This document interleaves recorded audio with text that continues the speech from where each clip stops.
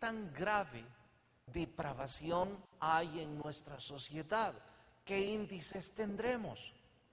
Platicando con alguien me dijo, no, es que ahora es mucho peor esa depravación. Yo sonreí y tengo una opinión, no es bíblica, por eso me voy a quitar del altar. Es una opinión personal en cuanto a la historia. Yo creo que el homosexualismo, con la gravedad que hoy día se encuentra en nuestro país, siempre existió.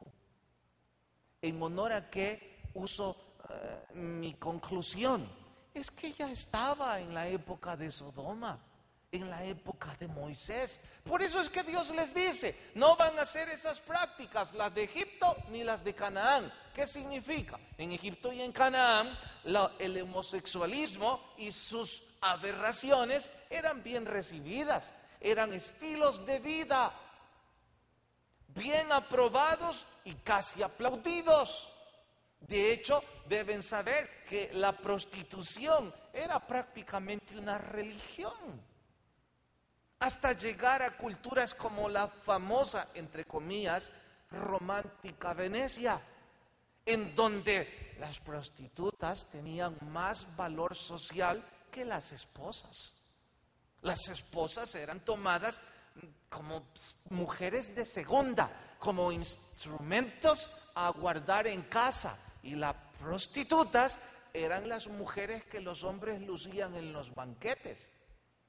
Tanta depravación y aberración no es nueva.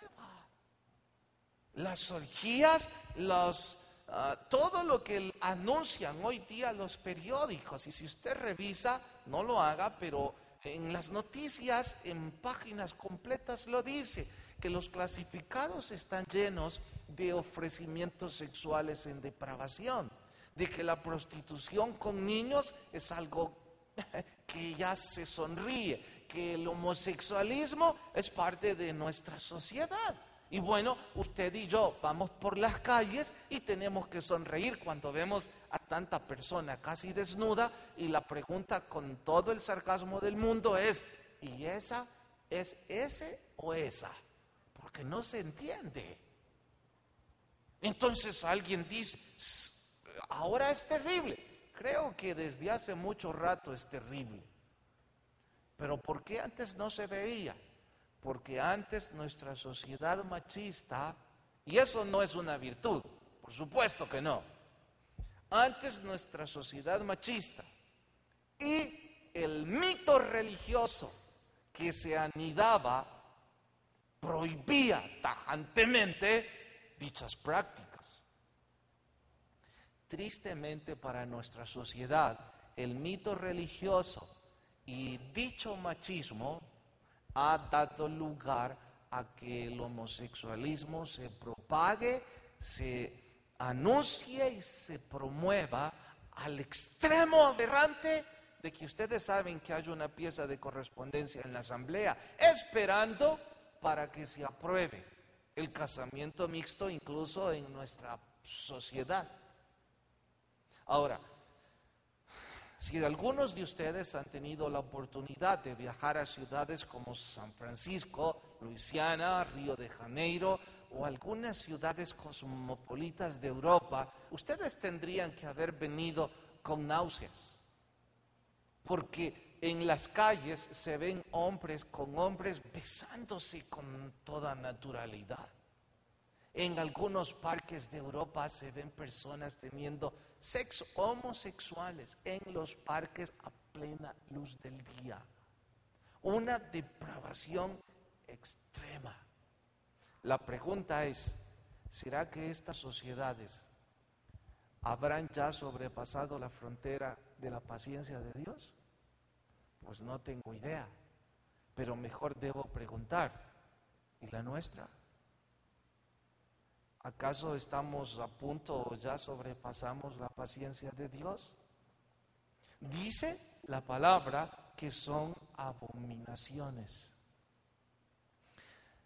Dejo el homosexualismo para pasar al bestialismo, que es el siguiente verso. Vean el 23, 18, 22. Ahora vean el 23. Ni con ningún animal tendrás ayuntamiento, amancillándote con él. Ni mujer se pondrá delante de animal para ayuntarse con él. Es perversión. Esta es la idea. Una mujer teniendo sexo con un animal. ¿Cómo les suena la idea? Náuseas, ¿no es cierto? Repugnante. ¿Cómo puede alguien imaginar esto? Bueno, ya estaba en aquel entonces. Preguntémonos qué tan grave es esto en nuestra sociedad.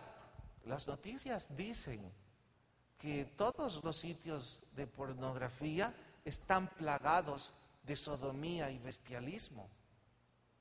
Y si están inundados de eso, es porque hay muchos que lo demandan. Y en el total anonimato, ya sea de internet, ya sea de la televisión o cualquier otro medio, se esconden. Pero si hay mucha demanda, si hay mucha oferta, es porque hay mucha demanda. Muchos están demandando esto. Y una vez más, debe llegar hasta nuestras mentes la preocupación y decir, ¿qué tan bajo habrá caído nuestra sociedad? Dios dijo con practicidad a su pueblo, ustedes no pueden seguir esas prácticas. Ahora, hay algo grave en todo esto. Cientos de años en esclavitud egipcia. Muchos crecieron en medio de esa suciedad. Niños que sabían que las personas comían sangre humana. Llegaron hasta adultos así. Sabían que hombres con hombres copulaban, o mujeres con mujeres. Entonces crecieron así. Pensaron, es parte de la vida diaria.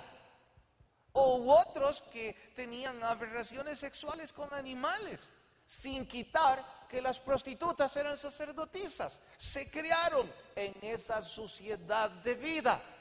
Ahora Dios los saca de Egipto y dice, ya no pueden practicar esas cosas, van a ser santos y van a vivir conforme mis mandamientos, dice Dios. Si los olvidan o si los hacen a un lado, eso es para mí, dice el Señor, abominación. La pregunta aquí es, esos que se criaron ahí y que su alma está enlodada, no su alma, su cuerpo, su conocimiento,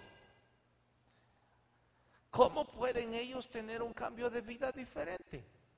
Si han pasado años en ese estilo. Bueno, ese es el punto más importante de este estudio. ¿Recuerdan que dije que si había alguna escala, estaban en primer lugar los imperdonables? Y estos no son imperdonables. Tienen perdón y restauración. Entonces aquí viene la pregunta, ¿cómo alcanzar ese perdón y esa restauración? Hay una sola vía, se llama las rodillas en el suelo y el convencimiento de que estoy haciendo algo que es abominable para Dios. Una vez empezamos por ese camino, Dios puede empezar a restaurar. O restaurar de una buena vez. Lo que pasa es que quizás algunos están, como mis 3 compañeros y yo, engreídos y jactanciosos de que todo podíamos resolverlo.